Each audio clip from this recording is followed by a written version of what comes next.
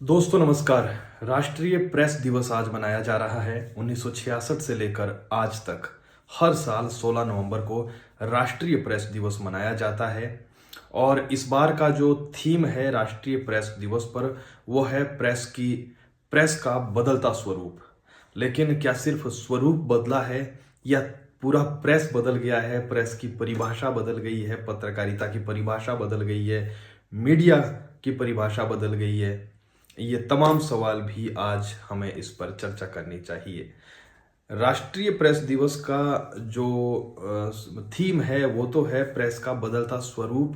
लेकिन जिस विषय पर मुझे लगता है आज बात करनी चाहिए वो है घटती पत्रकारिता या दम तोड़ती पत्रकारिता और बढ़ते पत्रकार।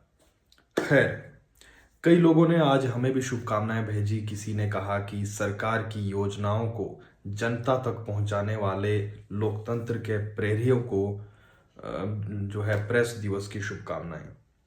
पढ़ते हुए ही बहुत जो है अलग भाव एक मन में आया। वो इसलिए आया क्योंकि एक समय था जब लोगों तक नेताओं की आवाज़, सरकार की योजनाएं या फिर जो है इन नेताओं के विचार, ये तमाम चीज़ें नहीं पहुंच पाती थी। तो इसलिए उस वक्त पत्रकारिता या पत्रकार भी या माध्यम जो होते हैं लोगों तक पहुंचने के, रेडियो, टेलीविज़न, अखबार, ये सिर्फ काम करते थे। इंटरनेट का दौर जब नहीं था, मैं तब का जिक्र कर रहा हूँ। तो जाहिर है कल की खबर आज पता चलेगी, रेडियो पर सुनाई देगी। दूसरा, इतना समय भी नहीं था, इतने पूरे देश में क्या हो रहा है, कौन क्या चाहता है, कौन क्या कह रहा है, किसकी क्या सोच है, किसके क्या विचार है, ये जो है जगह बना पाना कुछ एक खबरों को मुश्किल था अखबारों पर, टेलीविज़न पर और आपके रेडियो पर। इसलिए उस वक्त ज़्यादा ज़रूरी था सरकार की योजनाओं को, नेताओं के भाषण को, नेताओं के विचारों को जनता तक पहुंचाने के लिए एक प्रेस ही एक माध्यम होता था। यानी कि जो है मीडिया एक माध्यम होता था उस वक्त। लेकिन आज के दौर में बहुत बदलाव आ गया है। अब जितना पैसा किसी पत्रकार के पास नहीं होगा, उतना पैसा या जितने पैसे से एक न्यूज़ चैनल चल सकता है, उतना पैसा तो एक नेता अपनी पीआरओ टीम को देती है, अपने सोशल मीडिया हैंडलर को देती है, अपने सोशल मीडिया पर खर्च कर देती है। यानी कि आज की तारीख में जो है नेताओं के पास, यहाँ तक कि एक विधायक के पास भी अपनी एक सोशल मीडिया मैनेजमेंट टीम होती है। जब वो लाइव करते हैं, जब वो एक भाषण देते हैं, तो एक साथ उसी वक्त लाखों करोड़ों लोगों तक उनके भाषण पहुंचते हैं।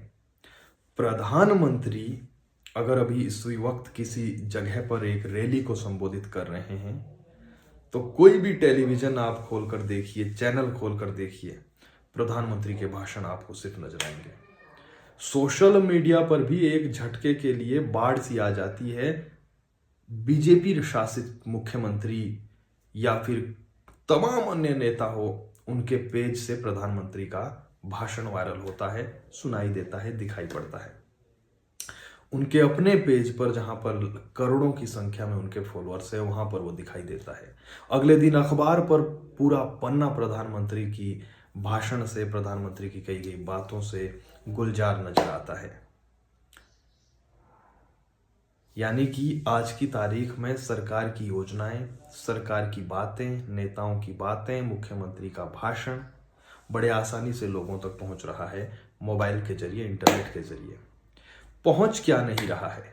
मैंने शुरू में जिक्र किया पतन की ओर पत्रकारिता, लेकिन बढ़ते पत्रकार। क्या नहीं पहुंच पा रहा है लोगों के पास? लोगों के पास जो है सवाल नहीं पहुंच पा रहे हैं। कौन से सवाल जो लोगों को उठाने होंगे? योजना की विफलता, उस पर सवाल नहीं हो रहे हैं। सवाल सरकार से नहीं किए जा रहे हैं, मुख्यमंत्री से नहीं किए जा रहे हैं, या तमाम जो भी हम लोकतंत्र में जिसे अपना शासक मानते हैं, उनसे सवाल नहीं हो पा रहे हैं। यानी कि जब मुझे याद आता है, जब मैं पत्रकारिता की जो है पढ़ाई करता था, उस वक्त मुझे याद आता है, एक किसी सेमेस्टर में हमने पढ़ा था कि जब जब देश में आपको लगे, देश में, प्रदेश में, कि विपक्ष कमजोर होता जा रहा है, क्योंकि लोकतंत्र में विपक्ष की भूमिका बहुत बड़ी है। विपक्ष की बहुत बड़ी भूमिका है। अगर विपक्ष कमजोर है तो समझो लोकतंत्र कमजोर है। अगर विपक्ष कमजोर है तो समझो लोकतंत्र कमजोर है। अगर लोकतंत्र कमजोर है तो समझो पत्रकारिता कमजोर है। क्या पढ़ा था हमने कि जब जब आपको लगे कि देश में विपक्ष कमजोर होता जा रहा है या विपक्ष कमजोर हो गया है, तो एक पत्रकार को विपक्ष की भूमिका में आना पड़ेगा, तब जाकर लोकतंत्र मजबूत होगा। लेकिन आज की तारीख में 180 देशों की जब मैं अभी रेटिंग देख रहा था, जो स्वतंत्र पत्रकारिता कितनी स्वतंत्र है किस देश में, तो उस सूची में हम 159वें नंबर पर हैं 180 में से।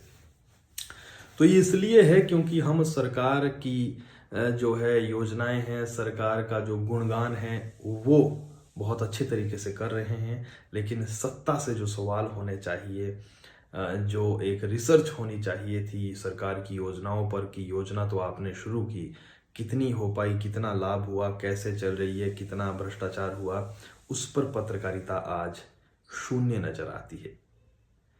तो ये कहने के लिए कुछ बातें मैं आया था। हाँ, राष्ट्रीय प्रेस दिवस है आज।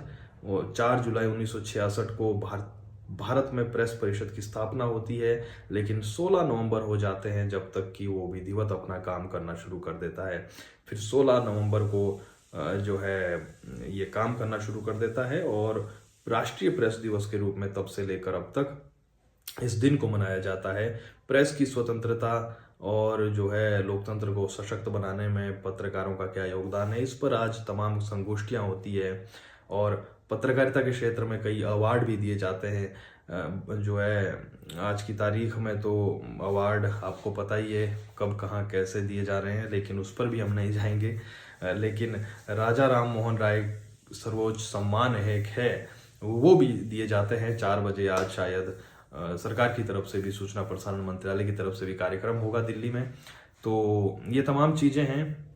बाकी आप पर निर्भर करता है, दर्शक पर हमेशा निर्भर करता है कि वो पत्रकारिता को कैसे समझता है, खबर से क्या समझता है, क्या खबर को देखकर, पढ़कर वो अंदाजा लगा सकता है कि लिखने वाले की क्या मंशा रही होगी।